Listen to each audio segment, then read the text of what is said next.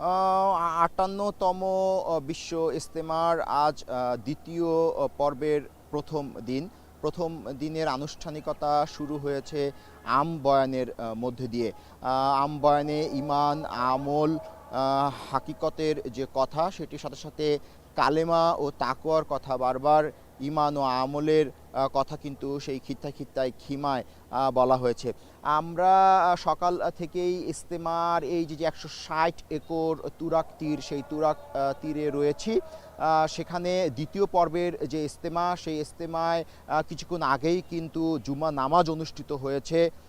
ধারণা করা হচ্ছে ৭ থেকে ৮ লাখ ধর্মপ্রাণ মুসল্লি সেই জুমা নামাজে অংশগ্রহণ করেছেন। ১টা ৪৪ থেকে ১টা ৫৫ প্রায় ১০ মিনিট ধরে দীর্ঘ এই জুমা নামাজ অনুষ্ঠিত হয়েছে। সেই জুমা নামাজ অনুষ্ঠিত হবার মধ্যে দিয়ে এবারের দ্বিতীয় পর্বের যে বৃহৎ জুমার নামাজ, সেই জুমা নামাজটি শেষ হয়েছে। এই আবদুল্লাপুর, টঙ্গী, গাজীপুর, চেরাগালী, টঙ্গী রেল স্টেশন, কামারপাড়া, এমন কোনো জমিন নেই যে জমিনে এই ধর্মপ্রাণ মুসল্লিদের পায়ের ছাপ পড়েনি। মূলত এই যে তাবলিগ জামায়াত, এটি একটি হেদায়েতি কাজ, এটি একটি দ্বীনের দায়ী কাজ। দায়ী একটি আরবি শব্দ, এর অর্থ হলো দাওয়াত নিয়ে যাওয়া, অর্থাৎ ইসলাম ধর্ম যে পবিত্র ধর্ম, সেই পবিত্র ধর্মের দাওয়াত অন্য মুসলিমদের কাছে পৌঁছে দেওয়াই হলো এই যে জমায়েত, বিশ্বের দ্বিতীয় বৃহৎ জমায়েত। সেই দ্বিতীয় বৃহৎ জমায়েতের প্রধান এবং অন্যতম উদ্দেশ্য হলো ইসলাম যে শান্তির ধর্ম, ইসলামে যে তাকওয়া আছে, কালিমা আছে, সেই কালিমা দাওয়াত মূলত অন্য মুসলিমদের কাছে পৌঁছে দেওয়াই হলো এই যে ধর্মীয় জমায়েতের মূল উদ্দেশ্য। এবারের দ্বিতীয় পর্বে ২৫টি দেশের প্রায় ৩,০০০-এরও বিদেশি অতিথি এই বিশাল জমায়েতে কিন্তু অংশগ্রহণ করেছেন। উর্দু, আরবি, ইংরেজি, ফার্সি খিমায় কিন্তু আলাদা আলাদা বিদেশি যে মেহমান তারা অবস্থান করছেন।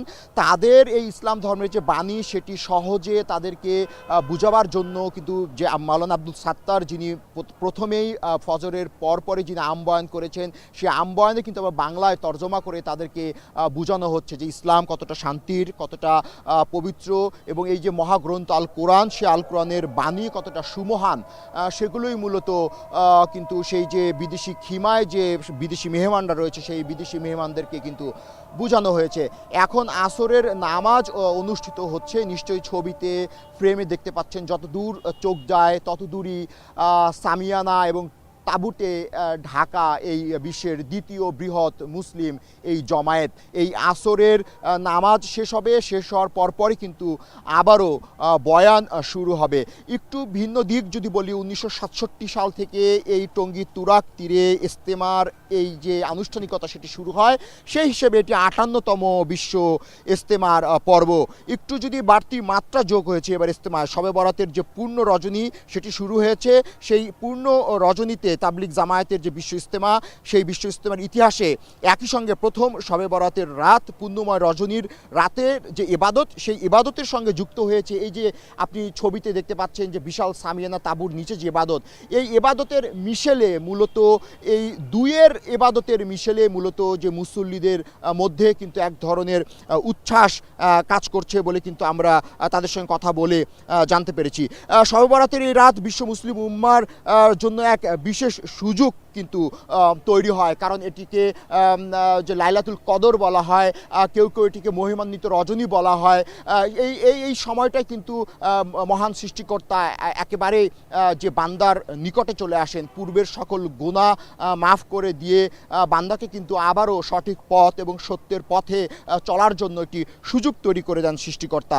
সেই দিক থেকে এবারের যে এখানকার তাবলিগ জামায়াতের যে উলামা মাশায়েখ রয়েছে, সেই উলামা মাশায়েখরা জানিয়েছেন যে এই সুযোগ এই যে তাবলিগ জামায়াতের ইতিহাসে এটি প্রথম। এই নিজামুদ্দিন যে অনুসারীরা রয়েছেন, অর্থাৎ মাওলানা সাদপন্থীদের অনুসারী যারা রয়েছেন, তাদের অনুসারীরা মূলত আগামী ১৪, ১৫, ১৬ ৩ দিন এই বিশ্ব ইজতেমার দ্বিতীয় পর্বে অংশগ্রহণ করবেন। ধারণা করা হচ্ছে ৬৪ জেলা থেকেই মুসল্লিরা এই ইজতেমার ময়দানে এসে যোগ হয়েছেন। এভাবে বলা যায় যে সব পথ আর সব মত এই টঙ্গীর তুরাক তীরে এসে কিন্তু এক হয়েছে। এটি একটি অভিন্ন শূন্য পথ এবং এই পথে ইসলামের শান্তি নিহিত রয়েছে।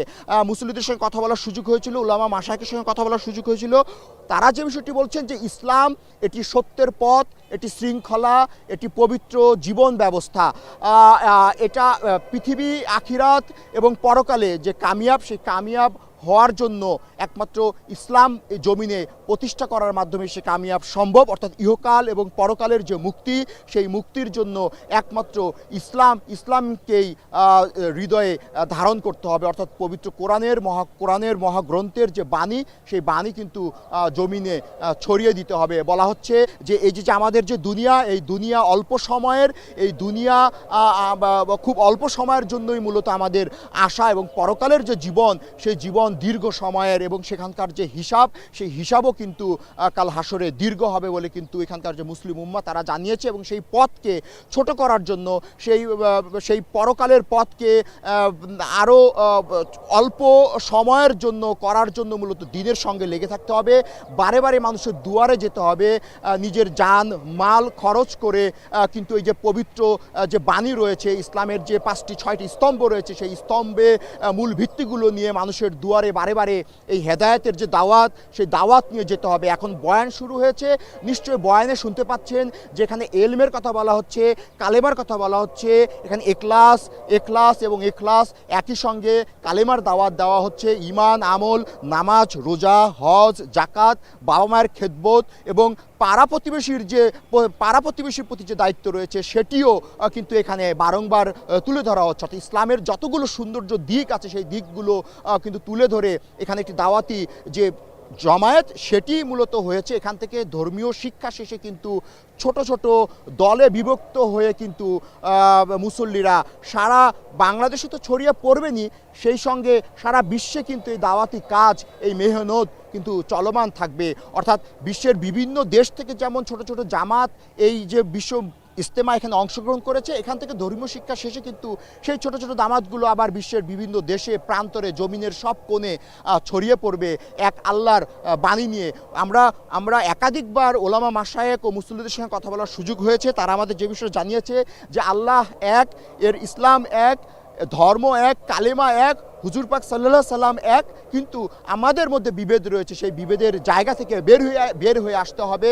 বিভেদের জায়গা থেকে বের হয়ে এসে নিজেদের ঐক্য ধরে রাখতে হবে। বলা হচ্ছে যে জমিনের প্রতিটি কোণায় যদি কালেমার পতাকাকে উড়াতে হয়, যদি কালেমার পতাকাকে সুসংহত করতে হয়, তাহলে নিজেদের মধ্যে যে ঐক্য, সেই ঐক্যকে ধরে রাখতে হবে, সেই ঐক্যকে বজায় রাখতে হবে। অর্থাৎ সারা বিশ্বের মুসলিম উম্মার শান্তি কামনায় নিজেদের ঐক্যের কোনো বিকল্প নেই, কালেমার কোনো বিকল্প নেই। একটু ভিন্ন দিক যদি আলোচনা করি, সেটি হলো যে এই পুরো 160 একর ছাপিয়ে মুসল্লিরা কিন্তু এই আশেপাশের যে এলাকায় সেখানে অবস্থান করছে।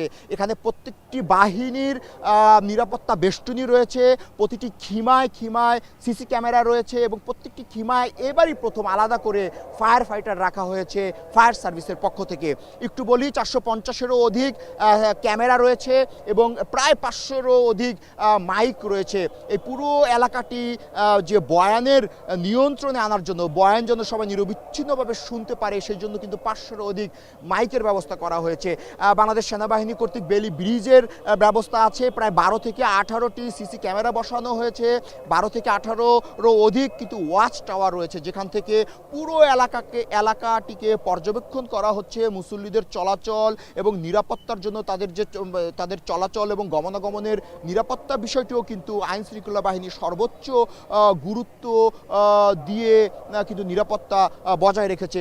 এছাড়া যদি একটু বাড়তি তথ্য দিতে হয়, সেটা হলো যে আমরা সকাল থেকেই ইজতেমার ময়দানে আছি। এখানে আসার পরে আমরা জানতে পেরেছি যে একজন মুসল্লি তার ইন্তেকাল তিনি করেছেন, তার মৃত্যু হয়েছে। এছাড়া এই বিশ্ব ইজতেমার যে পুরনো ঐতিহ্য, সেই পুরনো ঐতিহ্যের একটি রেওয়াজ হলো যৌতুকবিহীন বিয়ে হয় এখানে। আগামীকাল ধারণা করা হচ্ছে বা আসর বয়ান শেষে বেশ কিছু তরুণীকে যৌতুকবিহীন বিয়ের আয়োজন করবে এই এবারের ইজতেমা যারা আয়োজন করছেন, অর্থাৎ নিজামউদ্দিনের অনুসারীরা, মাওলানা সাদ পন্থীদের যে যারা অনুসারী রয়েছেন, তারা কিন্তু সেখানে যৌতুকবিহীন বিয়ের একটি আয়োজন করবে। একটু জানিয়ে রাখি যে সকালেই মাওলানা ইয়াকুব সিলানি উনি তর্জমা করেছেন, একই সঙ্গে আম বয়ান করেন এবং আম বয়ানে তর্জমা করেন মনির বিন ইউসুফ, তার সঙ্গে ছিলেন আব্দুল সাত্তার। এর পরপরই জোহরবাদ যিনি বয়ান করেন আজিমুদ্দিন সাহেব, এবং তার পরপরই যিনি বয়ান করেছেন ওয়াসিফুল ইসলাম। একটু জানিয়ে রাখি যে এই যে বিশাল জমায়েতের মধ্যে যে জুম্মার নামাজ, সেই জুম্মার নামাজ পরিচালনা করেছেন ইউসুফ বিন সাদ। তিনি সাদ কান্দলবির বড় সন্তান বলে কিন্তু আমরা জানতে পেরেছি। তো নিশ্চয়ই ছবিতে ফ্রেমে দেখতে পাচ্ছেন যে মুসল্লিরা এখন আসরের নামাজ শেষ করেছেন। আসরের নামাজ শেষ করার পরে কিন্তু আবারও মূল খিত্তায়, অর্থাৎ মূল যে বয়ান মঞ্চ, সেই বয়ান মঞ্চ থেকে কিন্তু ঈমান ও আমলের কথা বলা হচ্ছে এবং সেখান থেকে বয়ান পরিচালনা করা হচ্ছে। এবার ভিন্ন আবহে কিন্তু দ্বিতীয় পর্বের আনুষ্ঠানিকতা শুরু হয়েছে। ধারণা করা হচ্ছে আগামী রবিবার সকাল 9টা থেকে 10টার মধ্যে আখিরি মোনাজাত পরিচালনা করা হবে। সেই আখিরি মোনাজাত পরিচালনা করবেন মাওলানা সাদ কান্দলবি, আমরা জানতে পেরেছি, অথবা তার সন্তান ইউসুফ বিন সাদ। তো এখন পর্যন্ত এই বিশাল যে এবারের যে দ্বিতীয় পর্ব, সেই দ্বিতীয় পর্বে 64 জেলা থেকেই মুসল্লিরা এসেছেন। ধারণা করা হচ্ছে 25টি দেশের প্রায় 3000-এরও অধিক বিদেশি যে মেহমান, তারাও কিন্তু উপস্থিত আছেন এই পুরো ইজতেমা জুড়ে। যদি নিরাপত্তার আরও একটু বিষয় বলতে হয়, সেটা হলো এখানে গাজীপুর সিটি কর্পোরেশনের আলাদা করে লিয়াজো অফিস স্থাপন করা হয়েছে। একই সঙ্গে ফায়ার সার্ভিস এবং সিভিল ডিফেন্সের কন্ট্রোল রুম রাখা হয়েছে, স্বাস্থ্য অধিদপ্তরের চিকিৎসালয় রাখা হয়েছে। মিডিয়া যারা কর্মী, যারা দিন রাত মিডিয়ায় কাজ করেন এবং মিডিয়ায় যারা এখানে পেশাগত দিক থেকে দায়িত্ব পালন করে যাচ্ছেন, তাদের জন্য আলাদা সেল গঠন করা হয়েছে।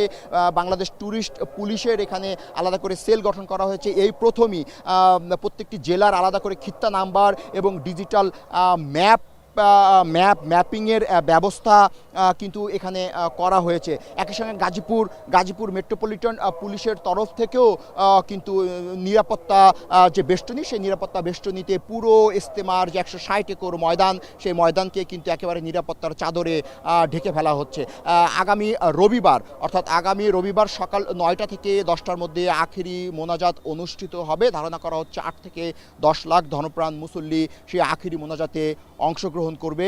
একই সঙ্গে বাংলাদেশ ও সারা বিশ্বের মুসলিম উম্মার সুখ শান্তি কামনায় বিশেষ মোনাজাত করা হবে, যেন কালেমার পতাকা, যেন শান্তির ধর্ম ইসলাম সারা পৃথিবীর জমিনের কোনায় কোনায় ছড়িয়ে যায়। ইসলাম যে শান্তির ধর্ম, এটি একটি শৃঙ্খলা, এটি একটি সঠিক জীবন ব্যবস্থা এবং এতেই সুখ নিহিত রয়েছে। সেই দিক থেকে বিবেচনা করে যে আখিরি মোনাজাত, সেই মোনাজাতে বিশেষ প্রার্থনা করতে পারেন মাওলানা সাদ কান্দলবি অথবা তার বড় সন্তান ইউসুফ বিন সাদ। আমরা তেমনটি মিডিয়ার সমন্বয়ক মোহাম্মদ সায়েমের মাধ্যমে আমরা সেই বিষয়টি নিশ্চিত হতে পেরেছি। এরই মধ্যে দিয়ে এবারের 58তম যে বিশ্ব ইজতেমা, রবিবারের আখেরি বয়ান, সেই বয়ানের মধ্যে দিয়ে 58তম বিশ্ব ইজতেমার পর্ব শেষ হবে। এছাড়া যদি আমরা আর যদি ভিন্ন একটু দিক বলি, যে ধারণা করা হচ্ছে যে সেই যে আখেরি মোনাজাত, সেই আখেরি মোনাজাতে লাখো মুসল্লি অংশগ্রহণ করে কিন্তু মুসলিম উম্মার সুখ শান্তি কামনা করবে। তো আমার কাছে টঙ্গী বিশ্ব ইজতেমার যে 58তম যে পর্ব, সেই পর্ব থেকে এই ছিল সবশেষ।